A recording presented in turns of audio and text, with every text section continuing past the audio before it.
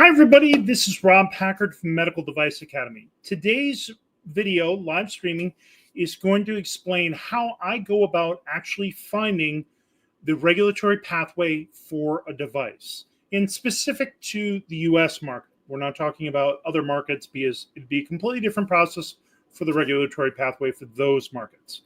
And I'm going to share my screen here. I need to present.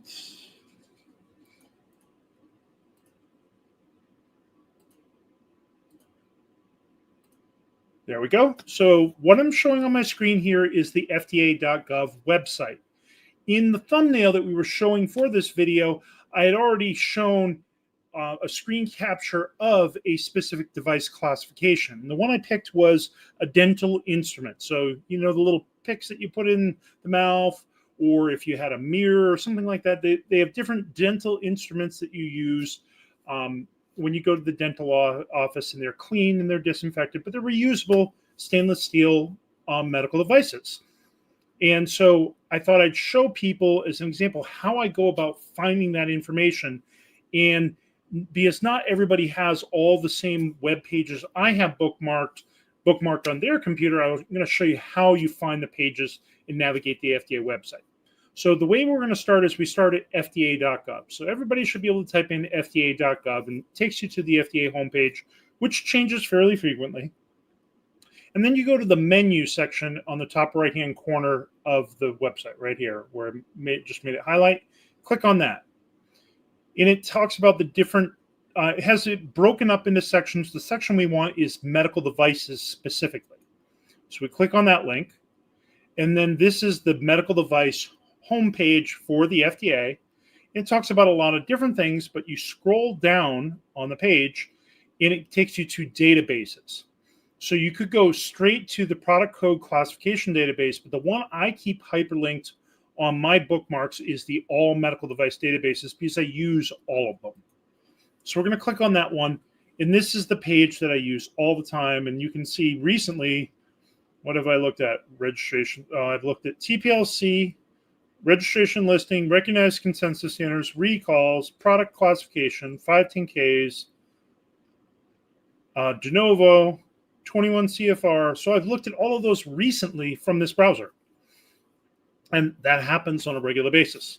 So the section we're going to be specifically interested in is product classification. We're going to go there. And there are two types of searches you can do when you're trying to find out what is our device classification? What is the pathway? One search is a quick search. So that's what it's set up for right now. The other type of search is an advanced search. We're going to try both, because you get more results with the quick search than you do with the advanced search, but sometimes more is just more and makes it harder. So we're going to try here dental instruments.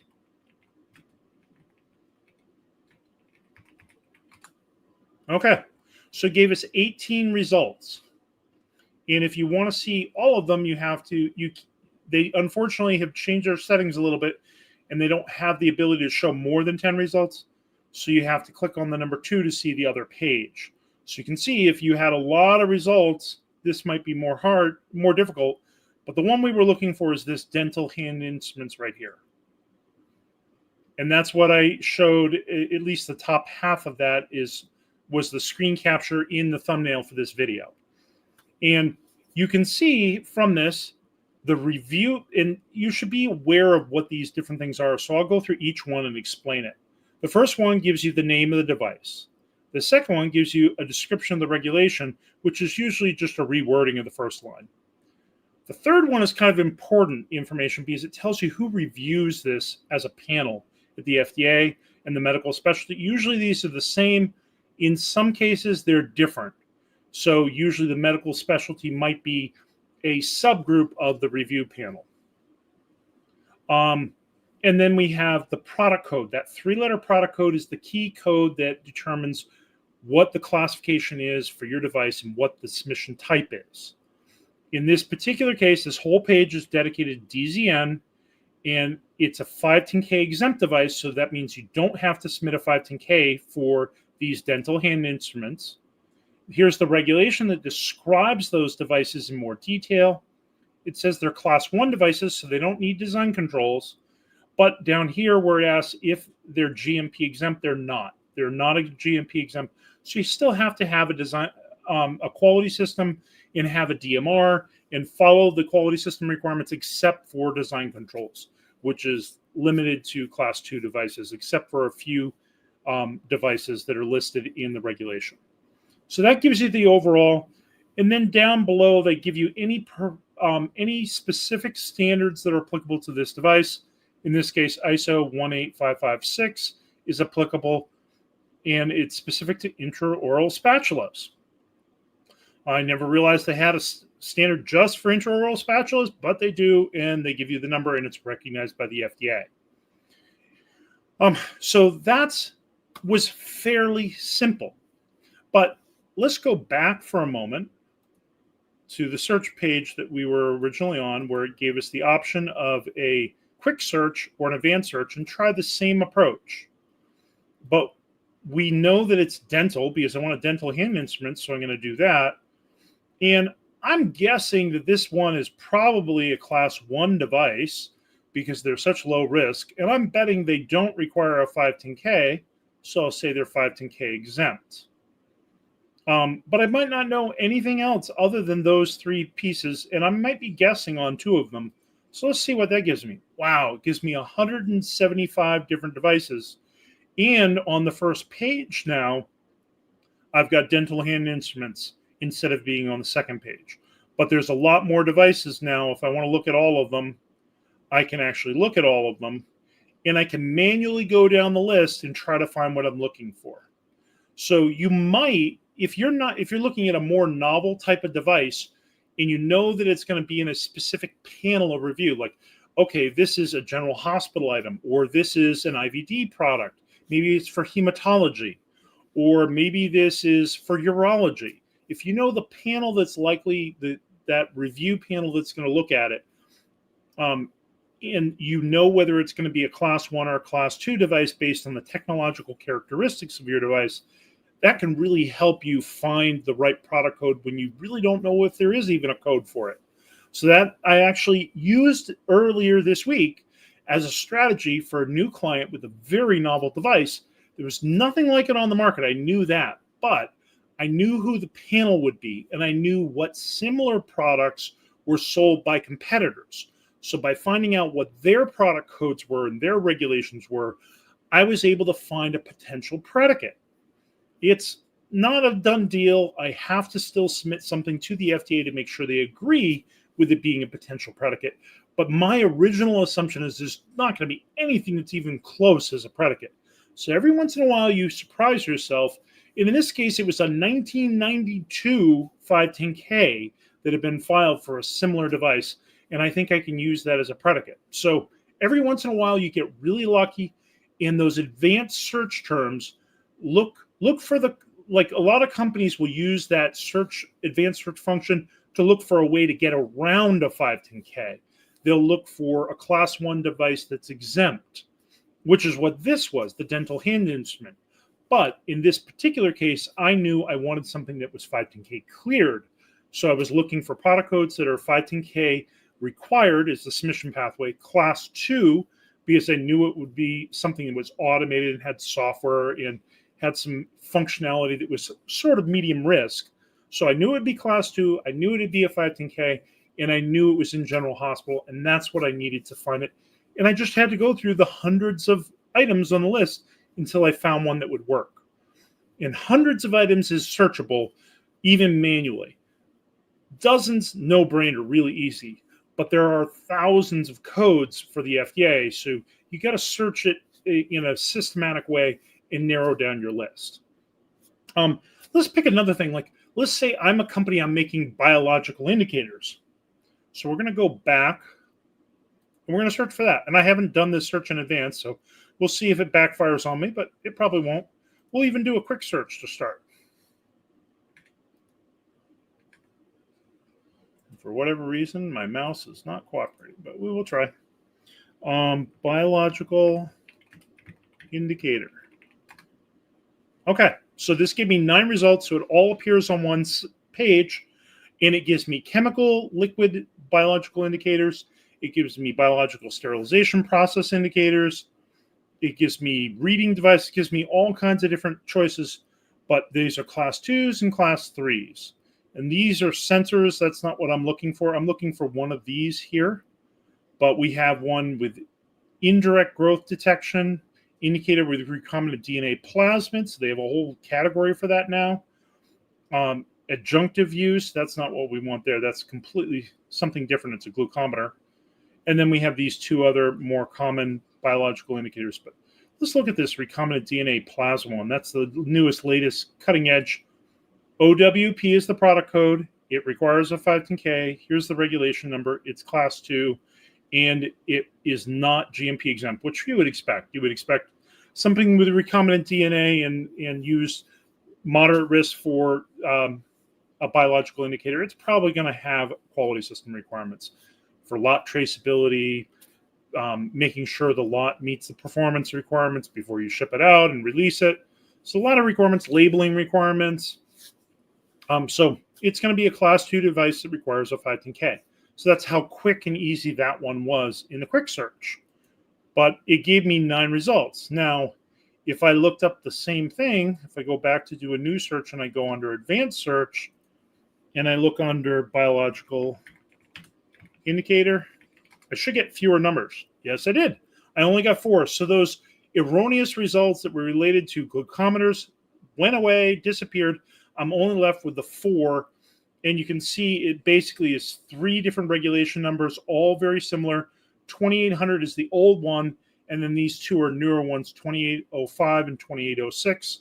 So the recombinant DNA one, that's very new, that was recently created, and the other 2 are the older ones, sterilization process indicators. So if you do an advanced search, sometimes you get lucky with a nice short list that gives you exactly what you want. But when you click on the records, it'll be the same record that you're looking at. Same one we looked at before. So that's how I find things.